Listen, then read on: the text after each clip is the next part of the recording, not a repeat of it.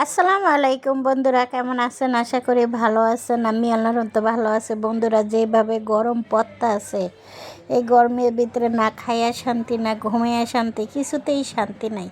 তাই আমি কি করলাম, এই যে পেয়ারা ভর্তা, একটা পেয়ারা রইলাম। পেয়ারাটা এত শক্ত, অনেক শক্ত পেয়ারাটা। আর আমি পেয়ারাটা নিয়ে, দুইটা পেয়ারা নিয়েছিলাম। আরেকটা পেয়ারা মেয়ের হাতে, মেয়েটা দিতে চাচ্ছে না, তাই সেটা পরে নেব।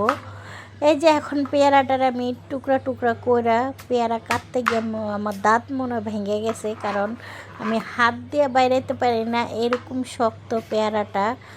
আর তো শক্ত পেয়ারা তো জানো, এমনি শক্ত কিন্তু অনেক মিষ্টি ছিল পেয়ারাটা। আর আমি এই পেয়ারাটা আজকে ভর্তা বানাচ্ছি। বন্ধুরা, দেখতে থাকেন।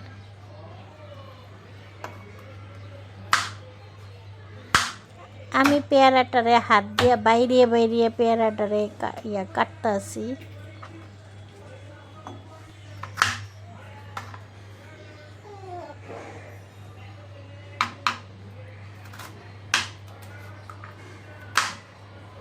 পেয়ারাটা এত শক্ত, থাই পেয়ারা ওইখান দিয়ে, কিন্তু পেয়ারাটা অনেক শক্ত, মনে হচ্ছে দেশি পেয়ারার মতন, কিন্তু এটা তো দেশি না, এটা থাইল্যান্ডের থাই পেয়ারা।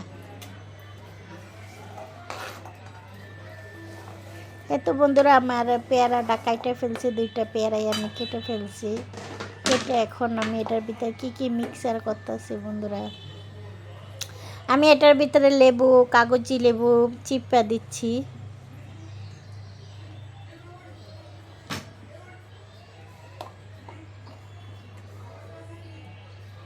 আমি লবণ দিয়ে দিচ্ছি বন্ধুরা, লবণ দিয়ে দিছি পরিমাণ মতনে, স্বাদ মতন লবণ। মরিচের গুঁড়া 1 চামচের মতন দিচ্ছি, সাথে কাসুন্দি দিয়ে দিচ্ছি,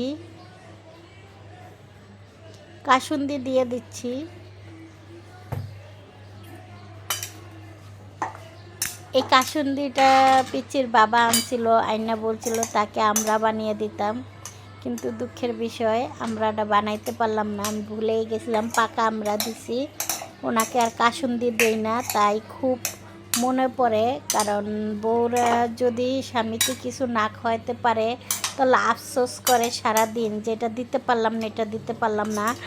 আর হাজব্যান্ডরা কখনো এটা নিয়ে আফসোস করে না, তাদের বউরা খাইলে কি আর না খাইলেই কি তাদের কোনো ব্যাপার না, সেই জন্য। কিন্তু আমি তাকে আমরা দেয়া কাসুন্দি দেয়া খাওয়াইতে পারি না, কিন্তু আমি কাসুন্দি দিই না, আমরা দিছি ঠিকই, কিন্তু খুব মনে পড়ছে, মানে আফসোস করতেছি যে ওনাকে আমি খাওয়াচ্ছি না। তাই উনি এখন দেশে আছে, আসলে খাওয়াবো নি, সমস্যা নেই। আর আমরা তো বন্ধুরা, আমি আরেকটা প্লেটে আমি এভাবে দিয়ে রাখছি লেবু দেয়া, অনেক মজা করা। আর এটা খেতে অনেকটা মজা। আর আমার ভিডিওটা যে যেখান থেকে দেখছেন বন্ধুরা, লাইক কমেন্ট শেয়ার করে দেন। বন্ধুরা, আপনারা দেখেন, লাইক করেন না, এটা কিন্তু ঠিক না। আল্লাহ হাফেজ।